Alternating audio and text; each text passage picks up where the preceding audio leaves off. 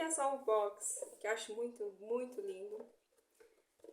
Mas hoje em dia eu vou falar de Guerra e Paz com spoilers, então se você não tem interesse de só ver os spoilers, até a próxima. Mas eu queria, antes de começar, agradecer a Thaís do Pronome Interrogativo, porque eu li Guerra e Paz com a leitura conjunta que ela fez lá na Twitch todos os sábados, então a gente leu em 4 meses, foi maravilhosa essa experiência.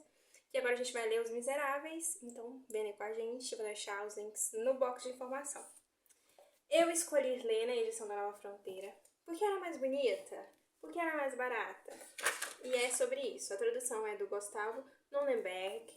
E aqui no primeiro volume a gente tem uma nota da edição, nota da edição provavelmente, falando que eles revisaram essa tradução. Então assim, isso me deixou um pouquinho mais confortável, porque é uma tradução indireta do francês. Mas se teve um cuidado de revisão, acho mais ok. E eu também comprei o e-book da edição da Nova Fronteira, não. Da Companhia das Letras no meu Kindle, pra, né, se eu sentisse que tava algo fora do lugar, que não fizesse muito sentido, eu consultava lá. Não aconteceu, então eu vou usar aquele e-book mais pra texto de apoio que eu ainda não li, devia ter lido, né? Mas é porque eu terminei de ler ontem o livro e eu preciso falar agora. Uma coisa que eu achei vantajosa nessa edição aqui é que eles decidiram traduzir os trechos que no original estavam em francês. Por que eu gosto muito disso? O Tolstói, escrevendo naquela época, ele estava escrevendo para uma elite, porque quem lia naquela época era a elite. Uma elite que falava francês, que era a segunda língua deles, que assim, tanto que os personagens falam francês. Então era natural que ele deixasse francês no meio do livro. Agora, eu estou estudando francês? Estou, mas não sei, não entendo. Então eu gosto quando traduzem. Naquela edição da Companhia das Letras tem textos e textos e textos em francês. E aí vem a nota no e-book enorme com a tradução. Então você vai ver o texto, vai ter que clicar para ler a nota. Então eu acho que isso dá uma quebra no fluxo da leitura. Mas fica a seu critério. A tradução deles é direta do russo. Agora eu vou ler pra vocês o que eu escrevi ontem. Eu terminei de ler ontem, era tipo, 00:30, por aí, ou 11:30. Mas o meu horário de dormir é tipo às 10, ainda mais que hoje é terça-feira. E terça-feira é o dia mais puxado pra mim, então eu sempre mando o meu descanso pra terminar. E as últimas 70 páginas foram um sofrimento. Mas eu vou ler a minha nota final pra vocês. Não tem nada de genial, gente. Inclusive, não tem nada que eu possa dizer aqui que já não tenha sido dito sobre Guerra e Paz, tipo um dos maiores romances de toda a história. Só estou compartilhando os meus sentimentos, as minhas impressões, ok? Então vamos lá. O que pensar?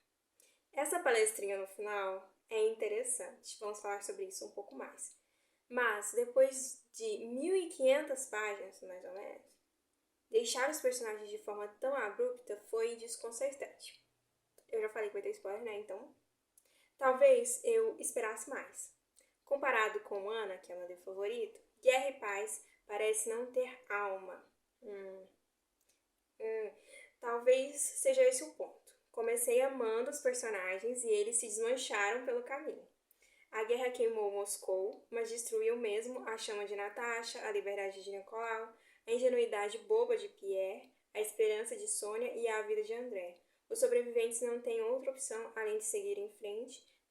Talvez a gente não tenha a mesma escolha.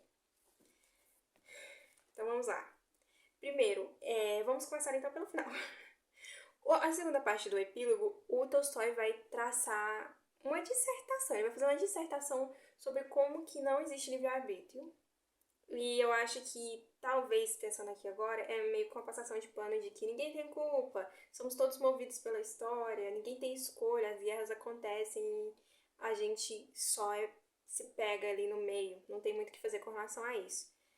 Nesse sentido, vendo a guerra agora, no nosso tempo, eu fico assim, abismada. Pra mim é uma coisa tão fora da realidade, sabe? Uma coisa tão idiota de existir, mas existe. E as pessoas são pegas no meio do fogo cruzado, elas não têm escolha. Então, de fato, não existe livre-arbítrio nesse sentido. Outro ponto aqui que eu escrevi sobre a desconstrução dos personagens, né? Ah, sim.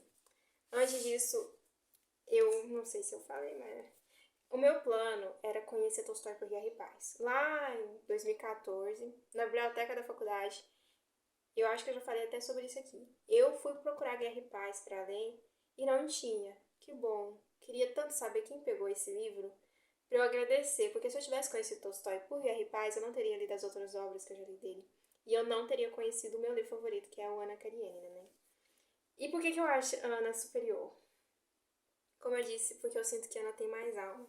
E também, Guerra e Paz é um romance que Tolstói escreveu antes de Ana, então talvez muita coisa do que a gente vê aqui ele tenha tratado em Ana de uma forma talvez mais direta. Também, olha o tamanho disso. É difícil, né, não ser mais ser mais dar mais voltas, né? Mas esse epílogo, tipo, eu acho que é muito próximo da realidade. No sentido de que, como eu escrevi aqui, os personagens vão se desconstruindo e do ponto que a gente conhece eles até o final são pessoas totalmente diferentes que foram impactadas pela guerra, mas também por decisões pessoais. E é aquela coisa, né? Eu chorei muito quando o André morreu, mas lá na Twitch a galera ficou suave e a Thaís até falou isso. Que não é muito sobre os personagens o livro, né? É mais sobre o que acontece em volta deles. Ela não falou com essas palavras, mas eu tô falando. É sobre a guerra de fato e não tem tanta paz assim não, tá, gente? Eu odeio Napoleão daqui. De fato, assim, um ser insuportável. Mas eu também não tendo a gostar muito do Alexandre, é o Alexandre, o czar da época, o imperador. É muito bizarro ver como as pessoas enxergavam o Alexandre, sabe? É como uma figura quase mítica.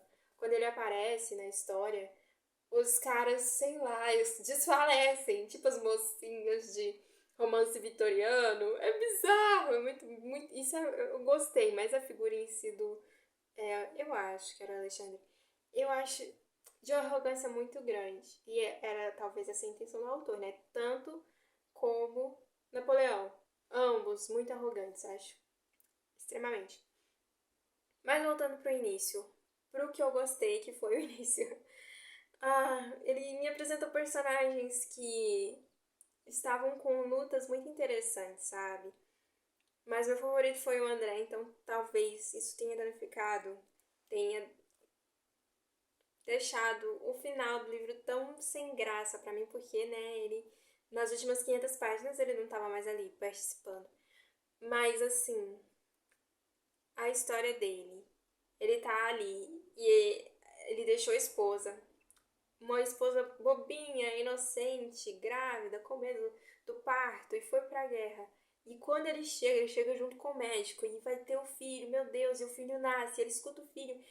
E aí ele vê que a esposa dele tá morta. Tipo assim, isso foi um choque tão grande que, né, antes disso eu já gostava do André, mas naquele momento eu falei, nossa, eu quero saber desse personagem. E ver a jornada dele. O Tolstói, lendo as outras obras, eu sei que ele escreve muito bem cenas de morte. Quando eu ler a biografia dele, talvez isso fique mais claro, mas creio que ele presenciou muitas cenas de pessoas no leito de morte para escrever também sobre isso. Mas, assim, os últimos momentos do André é muito uma pessoa que cumpriu a sua missão, vamos dizer assim. Ele teve um propósito na vida, sofreu pra caramba, mas no fim ele falou, beleza, acabou. A vida era isso que tinha pra mim nessa vida e tá suave. Mas é muito triste ver como que as histórias são interrompidas e os planos são mudados por causa da interferência da guerra. É muito triste. Com esse livro aqui eu entendi que eu não tenho tanto interesse em guerra em si. Eu tinha mais interesse de fato nos personagens, nas questões sociais, nos costumes da época. E quando era a parte das batalhas eu ficava só assim lendo, porque, né, é necessário. E é basicamente isso que eu tinha pra falar, eu acho. É um livro extraordinário, sem dúvidas. Ele sobreviveu ao tempo. Para um livro sobreviver ao tempo e um livro russo chegar no Brasil, tá que a gente tem até uma certa relação, né? Foram para a França e a gente consumiu muita literatura da França e veio para o Brasil. Tanto que essa tradução aqui é a herança disso.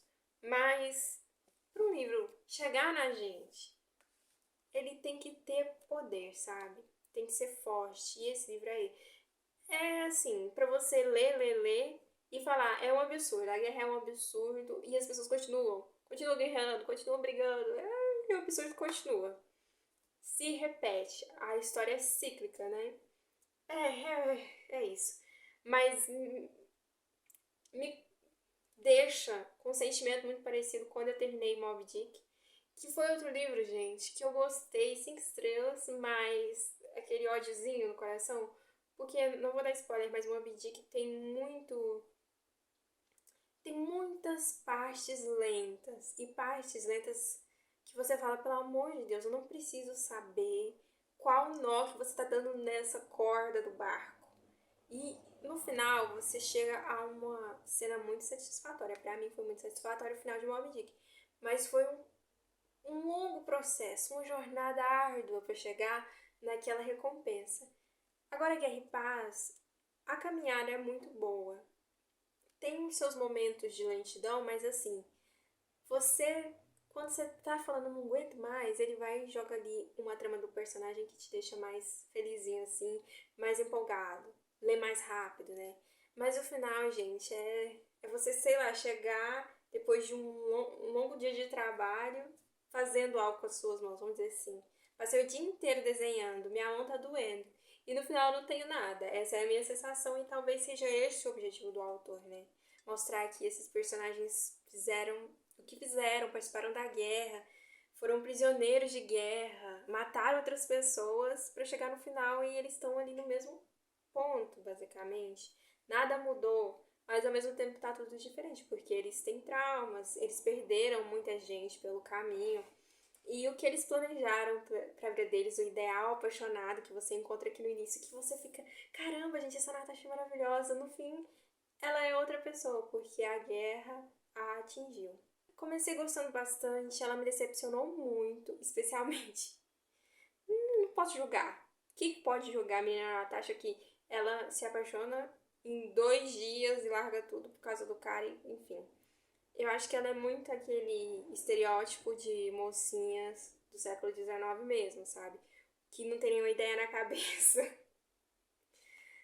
Tem a Sônia, que infelizmente, pra mim, a Sônia é a mais injustiçada de todos, porque ela é sensata, sensatíssima. Do início ao fim, ela é muito coerente e ela acaba vivendo de favor na casa do primo que ela amou a vida inteira, tendo que conviver com a esposa do primo que odeia ela. Muito triste. A Maria, que eu achava que teria uma super jornada espiritual, ela acaba virando mais uma, entendeu? E aí o Nicolai, acho que é Nicolai, o marido, né, da Maria, irmão da Natasha e primo da Sônia, ele vê a Maria de uma forma tão elevada, mas pra mim, essa elevação, quem mereceria era a Sônia, porque eu acho que ela é bem mais altruísta do que a Maria em si, apesar de que ela só abriu mão do noivado dela porque ela acreditou que o noivo não poderia se casar com a rival. O Pierre, gente, odiei no início. E dei uma leve apegada ali na parte que ele tá na maçonaria. Eu achei muito divertido, muito inusitado. Fiquei me perguntando quem era a fonte de Tolstói dentro da maçonaria.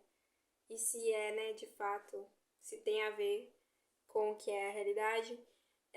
Depois eu fiquei com pena dele. E no final eu falei, ok, te aceito. Você é o que sobrou. E acabou que eu achei um pouquinho fofo. Que no fim ele ficou com quem ele queria desde o início, vamos dizer assim.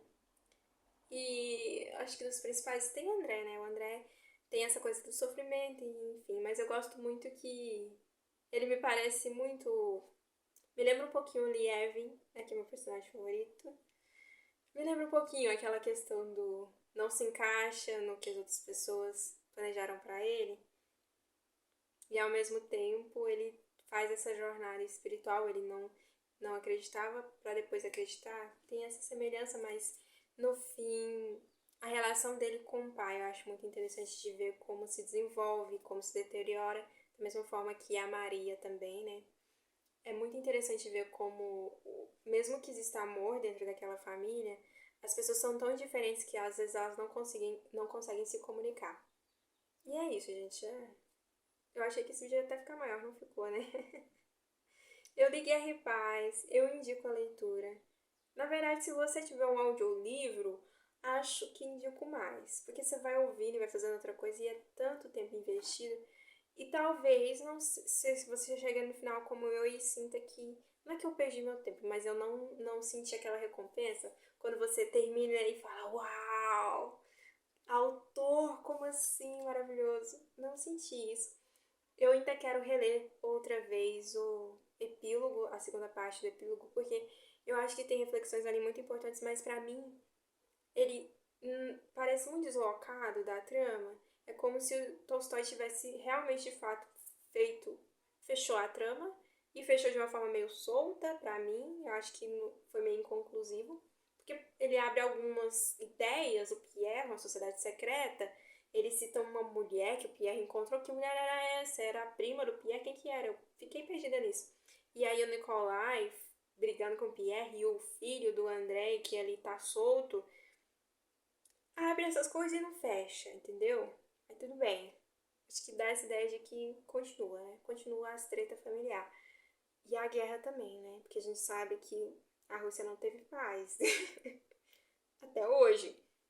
E ele fecha isso, fecha, pra ir dar a palestrinha dele. E eu quero reler porque eu acho que ele tem um ponto ali importante pra mostrar pra gente, que é esse, né? De que as pessoas não têm escolha e elas fazem atrocidades como matar outro indivíduo igual, porque, né, tá ali, tá na guerra, é isso que as pessoas fazem na guerra. Que é bizarro, né, gente? É muito bizarro. Às vezes eu piro pensando, gente, os países são construções sociais. A gente falou que dessa linha pra cá é um país, dessa linha pra lá é outro. E às vezes a gente fala até a mesma língua, mas é outro país. Ou às vezes a gente não tem o poder de falar nada sobre isso. E se um líder decidir que vai mandar uma bomba, a gente não tem o que fazer. É bizarro entender a nossa pequenez dentro do nosso próprio contexto social. É muito bizarro. E depois entender a nossa pequenez mundialmente falando e universalmente falando, a gente é muito pequeno. A gente é muito insignificante. Então talvez Guerra e Paz seja muito sobre isso. Sobre a insignificância do indivíduo e sobre o poder que a gente entrega na mão de pessoas que às vezes não sabem o que está fazendo, porque ele fala muito isso, que Napoleão não sabia o que estava fazendo, que não era gênio coisa nenhuma. Mesma coisa os generais do Alexandre. Se não for Alexandre, gente, eu sou péssima com nomes, vocês sabem disso. Se não for Alexandre, me perdoe. Mas é isso, gente, olha. Terminei, né? Próximo Tolstói que eu vou ler. Olha, gente, eu zerei os meus Tolstóis aqui de casa. Então talvez eu leia Felicidade Conjugal, que é um livro super pequeno, super rápido, uma novela. E eu acho que vai ser mais divertido. Eu acho que eu vou reler Ana Karenina. Com certeza, ano que vem. Fica aí o compromisso, porque, enfim, eu vou reler todos os anos. Indico, porém depende. Minha próxima leitura, na verdade, como eu já tinha falado, estou lendo Os Irmãos Karamazov no momento, então talvez eu venha aqui falar sobre Dostoiévski no próximo vídeo, quem sabe. Provavelmente não, ainda tô na página 500, falta 1000 para terminar, então talvez em algum momento da vida eu fale sobre Dostoiévski aqui. Se você gostou desse vídeo, deixa o like, comenta suas opiniões também. Teve muito spoiler, mas assim, nem riscou a superfície. Se você nunca leu e acha que os spoilers vão afetar, não vão, gente, porque é uma longa jornada, tem outros personagens que eu nem citei, até porque eu não lembro o nome de todos, assim, não. Eu confundo Boris com Desinov, com a Natote, confundo todos. Mas é isso, galera. Não esquece de ir lá no canal da Thaís pra ler com a gente Os Miseráveis. E eu vejo vocês na próxima.